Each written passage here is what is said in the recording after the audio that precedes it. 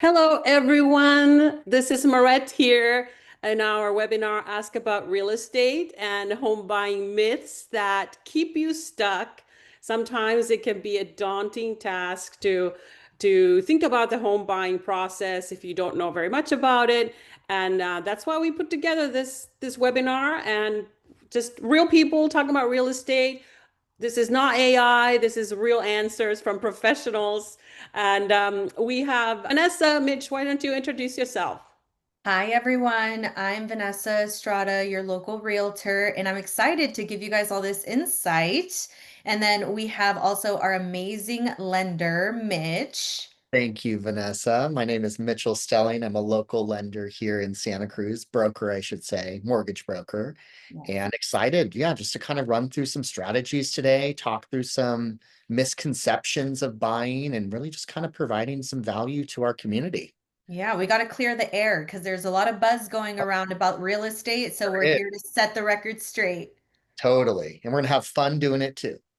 Yes. Exactly. And we do have a Q&A area there. If anybody has questions, please put your questions in there and we will go through them. We'll check on them time to time and go over them. And I'm going to share some slides. All right, that's us. I wanted to do a quick disclaimer. This webinar is for informational and educational purposes only. We are not giving legal or tax advice. I'm a licensed California real estate broker myself. And if you do have a signed agreement with another real estate agent, this is not considered a solicitation. That would be unethical for us to do. But we are here to help you out on with your questions. Today, we're going to go over just how to overcome limiting beliefs about home ownership, some smart strategies to compete and win in today's market. Vanessa has some good stuff for that. Why renting isn't always the cheaper option, how to buy with less than 20% down, and what waiting for better rates really costs. It seems like rates are high, but it doesn't, it comes with a cost itself. And then we have in the end, we have an awesome gift, $1,000 worth of credit towards closing costs. If you close an escrow with us, we're going to have a little questionnaire in the end that we're going to share, and that's going to get you that gift. So how does it feel being stuck? Statistics say that the share of first-time home buyers is only 21% of all home buyers at this time, and it's the lowest share ever recorded. And the median age of first-time buyers is 40 years.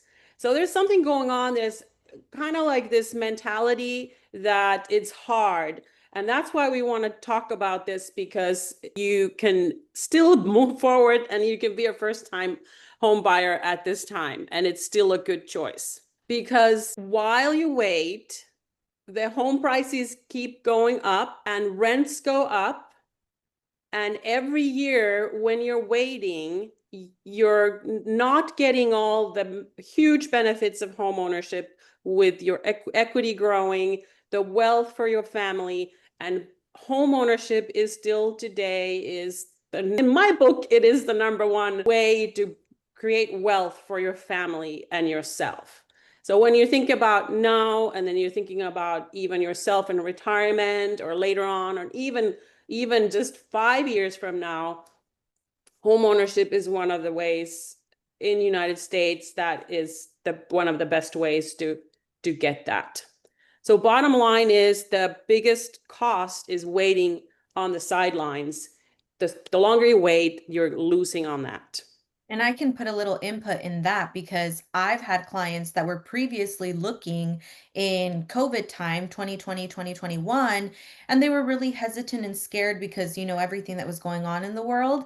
And now, fast forward to today in 2025, they're looking back and they're like, oh my God, I should have done it back then. So it really is true. The biggest cost is waiting on the sidelines. Yeah, Totally. I've never heard of anybody say like, "Oh, dang, I bought earlier and I should have waited longer." And you never hear Exactly. that. Yeah. Very Exactly. true. So this is Vanessa. So why don't you share a little bit more about some smart strategies to compete and win in today's market and some stories you might have?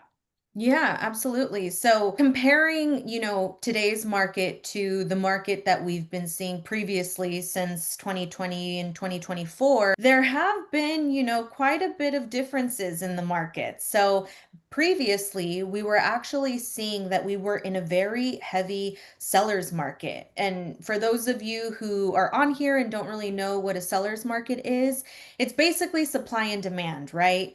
There were not enough homes on the market, but a ton of buyers because interest rates were so low.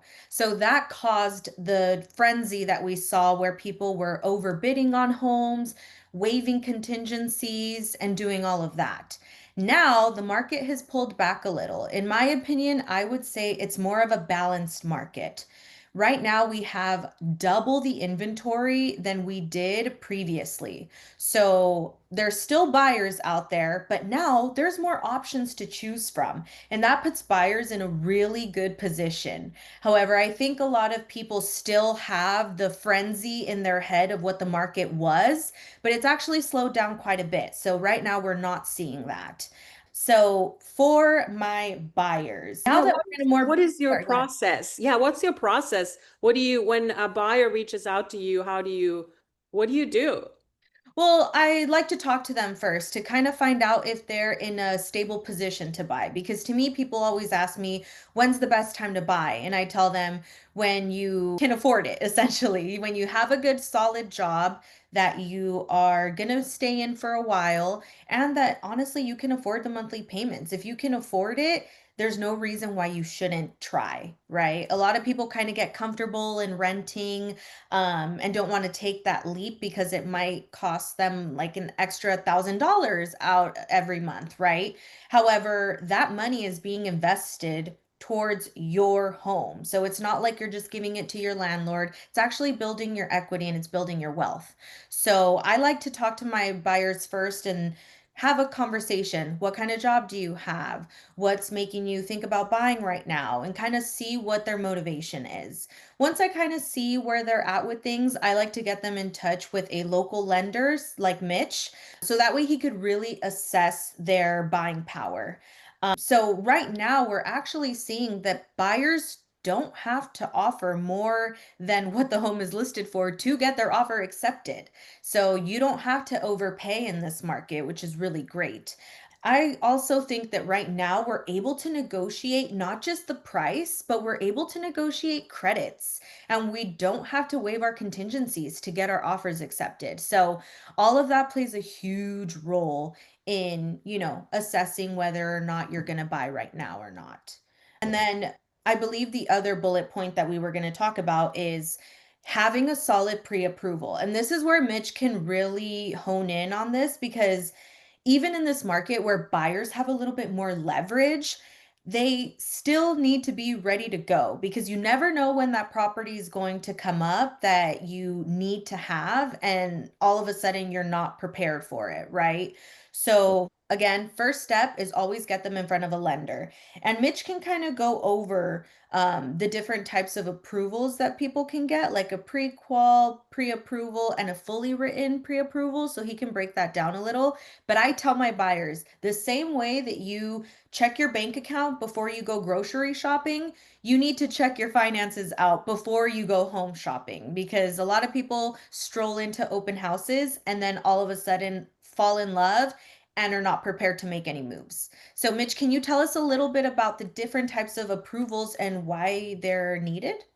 Definitely. So we'll start with, we'll call it kind of the lowest tier in a way, is what we refer to as a pre-qual. So a Yes. pre-qual, this would be, casual conversation. Vanessa or Maaret, refer me a client, I hop on the phone with them, and we're just kind of talking about estimated income, estimated assets. A lot of times I can run a quick soft report as well. And it's really just kind of getting more of a verbal idea of where they stand. I'm not looking at any financial documents just yet. And, I can run calculations pretty quickly off of that to give us a baseline. So that would be the lowest tier. You generally, if we're submitting an offer on a property, you want something more substantial than just a pre-qual. You don't really get a letter with a pre-qual. But Mhm. that's kind of like a easy thing to do. You don't have to have all your paperwork together and you don't have to reveal all your expenses and sometimes people are feel a little shy almost or about sharing. It's private information when you have all your statements and how you spend your money and how much Exactly. money you make. So that's a good way to kind of get things started. Will start is kind of like, or I like to refer to it as, and a good Mhm. point. So that would be kind of the first tier. The second tier would be what we refer to as a pre-approval. And what that means is, we have all that fun conversation to start, but then they're going to be submitting documents to me, which I'm going to be reviewing. I'm going to be reviewing still a soft report a lot of times at that point, depending on their situation. And a soft report versus a formal, I should probably explain that real quickly. It's a report that doesn't negatively affect your credit score at all. So it has no impact to it. It gives me an idea of what the debts look like, what the FICO score is. And then when we're getting more serious, we're going to put an offer in. That's when we can run a formal report before, so we can time things appropriately. But going into the pre-approval, that's the big difference of that is I'm actually reviewing all of the financial documents and making sure, hey, the income that they told me on the phone, we can use what's on their pay stub, and really just vetting it out with documentation. So that would be the second tier. And that one, you want that as a minimum when you're submitting an offer, because at that point, I'm able to write up a pre-approval that Vanessa or Maaret are able to submit to the selling agent of the house that you're interested in. And then I always, we're pretty local here in Santa Cruz County and Bay Area even, and I always like to give them a call as well, just as a lender standpoint, letting them know that, this this letter carries some weight.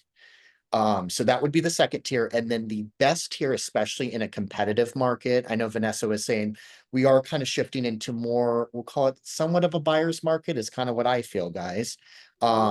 But in a competitive market, we definitely want to have a pre-underwritten pre-approval.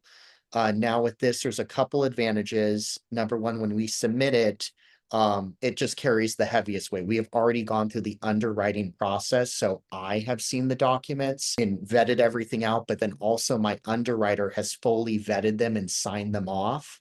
So we know we can get this loan. There's nothing, that's gonna change. Go ahead, Vanessa. Yeah, no, I was gonna say we typically say that this is cash on paper, Yeah, essentially. I like Because that. yeah, because it's already been looked at, approved, vetted, and they're like, yes, you will be able to get this loan, essentially. So that holds the heaviest weight. And in a competitive market, or when you want to try to beat someone out, that is gonna hold way more weight than just a pre-qual or a pre-approval. And for you buyers that are here, just so you guys know, when you look at a property and want to submit an offer, we as agents have to have proof that you can purchase the property, which that's where that pre-approval letter comes in. Exactly. And then the other benefit to it, I'll add, is how fast we can close, because we have already had the underwriter do a lot of this work that we would be doing when we're in the escrow, when our offer is accepted. So a lot of times we can close with a pre-underwritten pre-approval in 12 to 14 days. Which With, is, we're competing with yeah. cash offers at, that Hmm. just speed wise. So Yeah. a lot of times I do like to go that road, and we're just dialed and ready to roll at that point. No Mhm. questions. So Thank you, Mitch, for yeah, of explaining course. I'm that. glad you asked that. That was good, because a lot of, there's a lot of stuff online of like, what's that compared to this? And it's get clarity on that. So Yeah. And then the last thing that I was going to mention, I'm not sure how many of you in here own a home already and are thinking of purchasing your next home. But for sellers, you do have options. Even in this market where we're saying it's leaning a little bit towards a buyer's market, homes that are best prepped are selling the fastest. So don't think, oh, it's a buyer's market. It's not going to be a good time for me to sell my home. If you need to sell for whatever reason, You just need to make sure that you're working with an agent who's savvy enough and understands this market. With that being said, your agent needs to be able to market your home at the highest level to get it in front of as many buyers as possible to get the results that you need. So that's going to come with, it might come with staging, decluttering, depersonalizing, all the fun stuff that we talk about in real estate, professional photography, ads, the whole 9 yards. We're not just putting a sign on the lawn and calling it a day. We're actually doing all the work that's going to get your home in front of the right people, to get you onto that next chapter. Right. And it's really important to look at the whole big picture on selling, buying, and the the end result, and then not get stuck on, the list price, on the purchase price. There's credits, there's rates, there's so many different factors. So having a professional to hold your hand through that and advise you on the big picture is critical, because it's just not so simple. It's not just a It's selling. not black and white. It's No, it's not not black and black white. and white. Definitely not. No. Yeah. Exactly. So let me share some of the other slides that we have for the loan here. Totally. All right. So I can take over on this one. So this one we put together, this is should you wait to buy? So what it's showing us on that left side, guys, where it says buy now, that's showing $1 million purchase with 20% down. This just for example purposes at we call it a note rate or whatever the rate, is in today's market conditions of about 6.375. And then down below, it's going to show you what the monthly payment on that would be in today's world. Now on the other side, it's going to show us, and it doesn't specify it on this flyer, guys, but it's going to show you, let's say, I've heard this from many clients, and I'm sure Maaret and Vanessa have heard the same of, hey, maybe if I wait 2 years, rates are going to be in the mid to lower fives. And, I just feel more comfortable with that. And when you really run the numbers and look at, what the home's going to appreciate estimated wise over that 2 year period, where now the house that used to be $1 million is $1,081,000. We have to bring a little bit more down payment at 216,000 to keep it at 20% if we're, comparing apples to apples. As you guys can see down below on that payment comparison, we're not very far off. So kind of it really shows the cost of waiting. If it was a huge benefit, totally get it. But a lot of times when you really just look at the numbers and talk to a lender, any local lender that you're comfortable with, I'm here, it really kind of just shows you the true facts of the situation. And, that's the big thing I do like to go over with a lot of my first time home buyers, just so they can understand and see it. It's always their decision, but I want them to be educated and empowered on, okay, if I did wait, what does that look like versus if we did something now?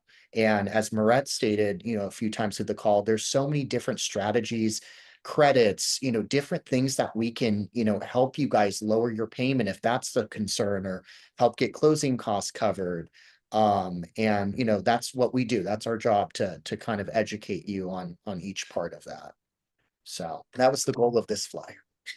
Yeah, yeah. And then there's no indication that the interest rates are going to go any lower at A this point. very good point, Maaret. I Yeah. mean, we all have our beliefs, I think. I'm hoping that we're gonna see the fives, but no one knows. I mean, I there's think we're all hoping for the fives. We're all right. hoping that the rates come down, but honestly, nobody has a crystal ball. We can't tell.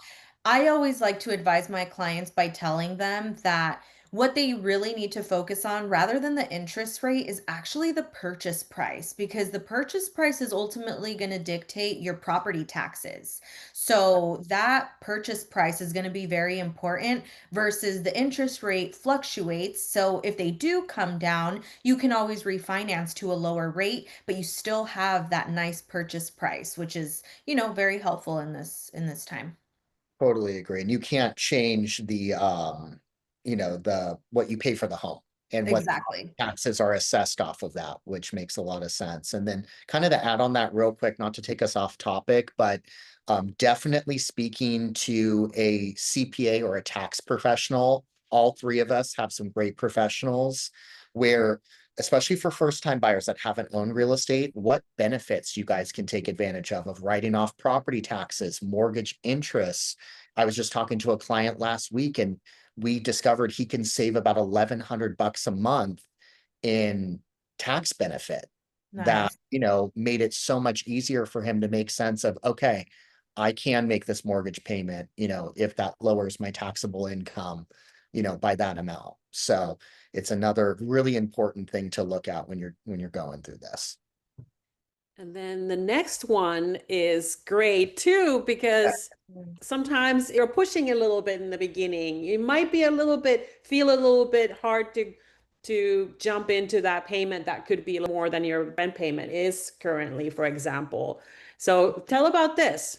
Yeah, totally, Maaret. So I have actually kind of a good story that ties into this that happened just yesterday. I met a really nice couple, first-time buyers, and the gentleman is working right now full-time, and his partner is not working yet, but she's going to be getting a job in about a year from now. So they know in a year from now, their, combined income is going to be a little bit higher. So what we are doing with a 2-1 buy down is we're temporarily lowering the interest rate for the first 2 years, which anytime the interest rate is lower, just, for fact, it lowers our payment. So, interest rate's one thing, but it always correlates to what the monthly payment is. So in their situation, a 2-1 buy down made perfect sense. Because as you guys will see on this flyer here, this is $1 million purchase. 20% down. I don't think it specifies that, but that's what this is off of. And the note rate, so the standard market rate today is 6.375, which gives us a monthly principal, interest, taxes, and insurance estimate of 6283. And what the 2-1 buy down is going to do is it's going to drop our rate by 2% on that first year down to 4.375. And that's dropping our payment down to 5286, saving us almost $1,000 a month for that first year. So kind of drawing that story into this flyer, she knows that she's going to be bringing in at least, I think it was $4,000 when she starts working her job she has lined up.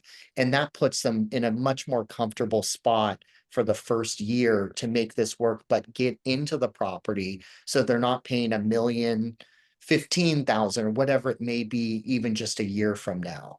Mhm. And then as you guys will see, the year two, just to kind of finish what's on the slide here, what that rate's going to do is it's going to jump up by 1% to 5.375. And then you're going to be saving closer to about $511 a month. And then on year 3 through 30, it's going to go back to that note rate, today's market rate of 6.375 that we set it up for.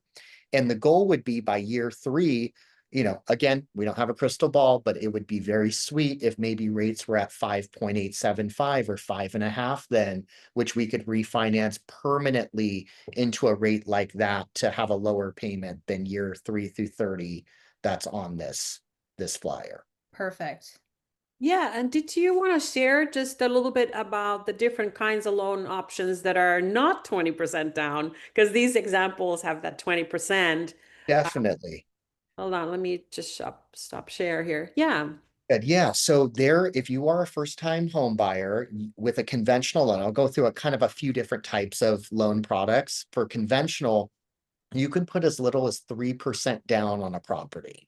So of course, we need to look at your income, look at the property price range, make sure we qualify within those debt to income limits. But if that, all pans out and works, we can put as little as 3% down. I just did that with some buyers a few months ago, which made more sense for their situation. So that's one way to go with a conventional loan.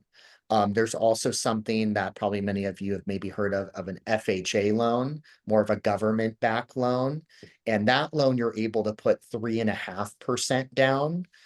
So that's also a great option. I generally will look at a loan like that if maybe we don't have the most polished credit score at the moment. we are able to get better financing terms going that route.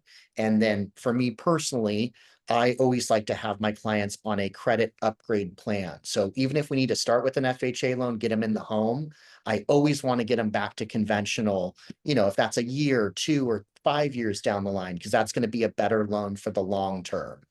So there's a few different ways there. When it comes to larger purchase prices for like a jumbo loan, I'll touch on that real quickly. A jumbo loan, guys, is any loan amount about $1.2 million or higher. That's where we start to need at least 10% down, things like that. But if we're looking at a loan amount 1.2 million or under, which is a lot of homes in this area, that's where we can do those 3 to 3.5% down. What would be like a dollar amount that gives somebody saving money? I know there's like so many different factors to Yeah. it, but can you like give throw in a number like, okay, I have 50,000 Yeah. and you know, can you speak to Oh, that? totally. Like 50,000 for down payment, you're saying, Maret? Yeah. Yeah, so I mean, for 50,000 for a down payment, I mean, I'm just running some quick calculations right now. I mean, you could get in million, I mean, you're like in the million 1 purchase price range if you're putting 3% down. As long as that loan amount is under that 1.2 million, you're a first time buyer, we can do a 3% down payment. So I mean, you're at a 111150 with just Yeah. 3%, and we're touching 1.2, 1.3. Let's say we bump that to 5% down. Right. Of course, So there's a Yeah, lot more factors to it, but exactly, just kind of a baseline. Yeah. yeah, I was gonna say definitely don't forget about the closing costs because a lot of first-time buyers don't realize that there's down payment and closing costs that they need Yes. to take care of. So just a little tidbit Very there. well said, Vanessa. And yeah, that's one thing I always like to go through when I'm, kind of figuring out budgets with clients, because I have many clients that are like, okay, the down payment, 50,000. All right, we have that, we're ready to roll. And we have to plan, hey, we're probably looking at, just for example, $10,000 of closing costs, which are prepaid insurance, we'll do Taxes. another video about that one of closing costs. But just everything we need to close on the property. So making sure they go in knowing that and are comfortable with the cash to close, I like to call it down payment plus the closing costs. Hmm. all So right. Let's see what else we got in here. So how can we help you next?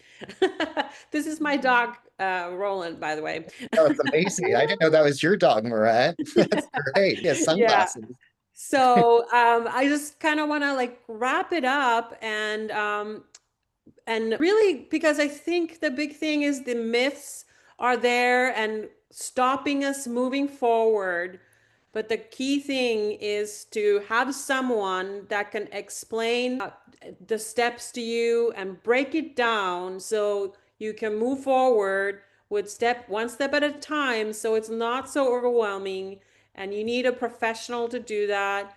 And, buyer consultation first, and then talk to the lender and just start moving forward. And that's how dreams are made real. Really, you just have to move forward. And everybody that is here, I just congratulate you joining this because that's a step forward on the home buying journey. And this is Mitch's contact information, and this QR code here is his. I think this goes to your link tree. You trade perfect. And off of Yeah. that, the website and stuff. So thanks, Maret. Yeah, and there's a loan application there and everything, and a phone number. And then Vanessa, this is her contact information. Anything else you want to share about yourself for the last few minutes here?